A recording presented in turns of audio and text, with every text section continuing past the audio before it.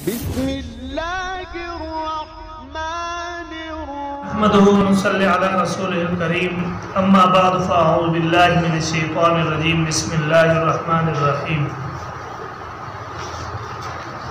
يا ايها الذين امنوا لا تكونوا كالذين كفروا وقالوا لاخوانهم اذا ضربوا في الارض او كانوا غزا لو كانوا عندنا ما ماتوا وما قتلوا ليجعل الله ذلك حسرة في قلوبهم والله يحيي ويميت والله بما تعملون بصير صدق الله العظيم وصدق رسوله النبي الكريم درود شریف پڑھیں اللهم صل على محمد وعلى آل محمد كما صليت على إبراهيم وعلى آل إبراهيم إنك حميد مجيد اللهم بارك على محمد وعلى آل محمد كما باركت على إبراهيم وعلى آل إبراهيم إنك حميد مجيد۔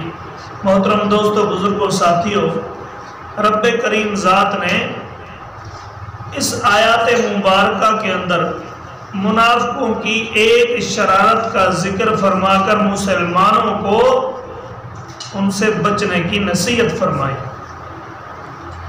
اللہ پاک نے فرمایا یا ایھا الذین آمنو، اے وہ لوگو جو ایمان لائے ہو،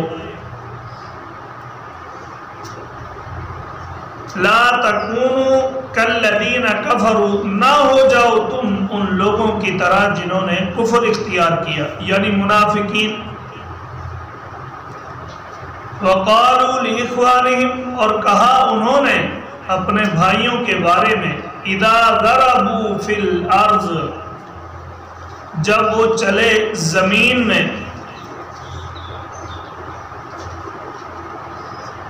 او کانوا غزا لو کانوا، یا تھے وہ غازی اور مجاہد۔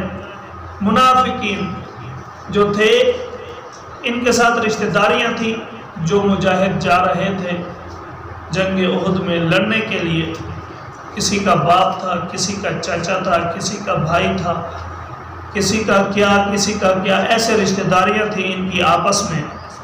تو یہ لوگ کہتے رہے کہ ان کا لشکر تو بہت زیادہ ہے، تم بہت کم ہو، تو آپ نہ جاؤ موت کے منہ میں۔ لو کانوا عندنا، اگر ہوتے وہ ہمارے پاس۔ انہوں نے پھر کہا کہ بھئی اگر وہ ہمارے پاس ہوتے، جب یہ سارا معاملہ ہو گیا، احد سے واپسی ہوئی صحابہ کرام کی، تو انہوں نے پھر باتیں بنانا شروع کر دی۔ منافقوں نے کیا کہتے ہیں؟ ما ماتوا وما قتلوا، اگر یہ ہوتے ہمارے پاس تو نہ مرتے اور نہ قتل کیے جاتے۔ ما ماتوا وما قتلوا، نہ مرتے اور نہ ہی قتل کیے جاتے۔ یعنی یہ منافق لوگ کہتے تھے کہ یہ لوگ ہمارے پاس ہوتے تو یہ بچ جاتے، نہ زخمی ہوتے، نہ کوئی شہید ہوتا۔ انہوں نے اپنے آپ کو موت کے حوالے کیا ہے۔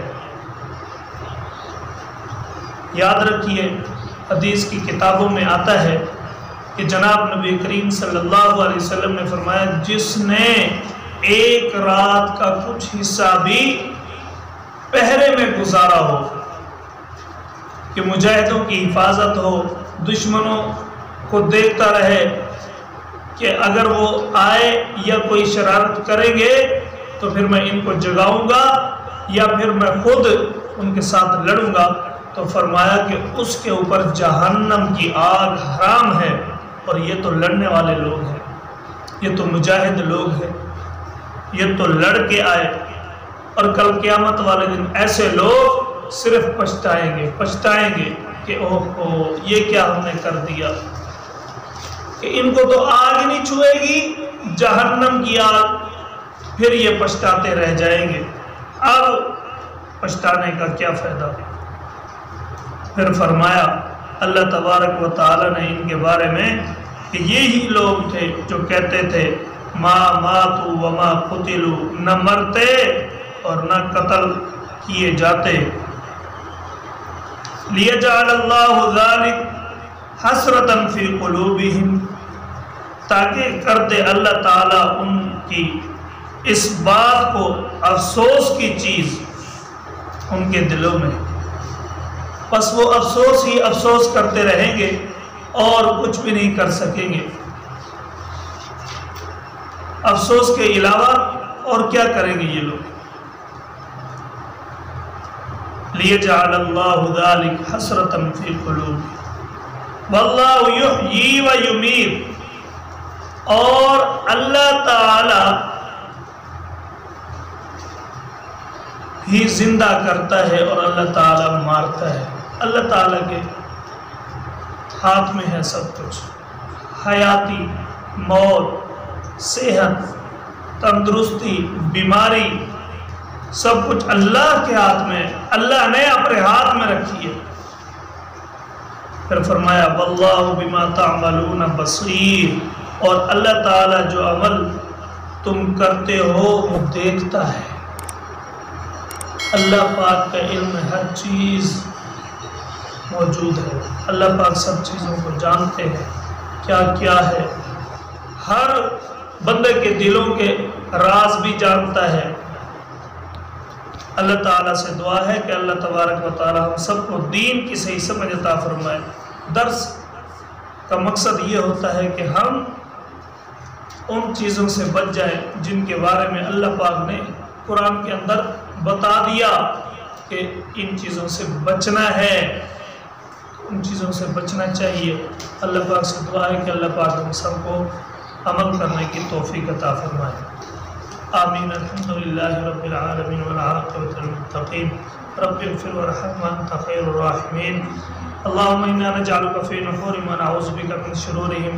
یا اللہ ہم سب کو دین کے لیے قبول فرما، دین کی صحیح سمجھ عطا فرما، دین کے مطابق زندگی گزارنے کی توفیق عطا فرما۔